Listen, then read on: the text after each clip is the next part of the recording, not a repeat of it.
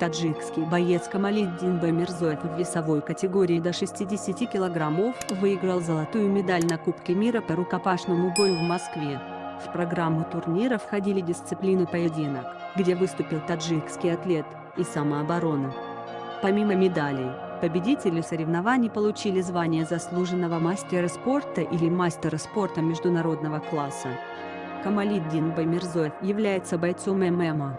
Он начал свою профессиональную карьеру в 2019 году и на данный момент провел 3 боя, победил в одном, проиграл в 2. Принимал участие в турнирах таких промоушенов, как Asa Young Eagles, CFC, Belgrade Absolute Fighting. Спортсмен пока не включен в международный рейтинг ММА. Чтобы войти в этот список, ему нужно провести, как минимум, еще 2 боя в ММА. Кубок мира по рукопашному бою провели в России впервые. Всего в соревнованиях приняли участие более 300 бойцов из 37 стран. Мы очень ждали этого события.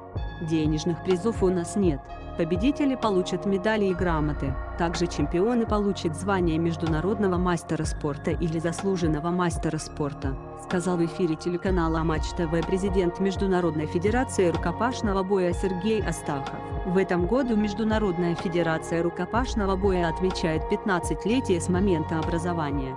На сегодняшний день рукопашный бой как дисциплина развивается в 40 странах, в том числе и в Таджикистане. Приоритетной задачей федерации сейчас является включение рукопашного боя в список олимпийских видов спорта.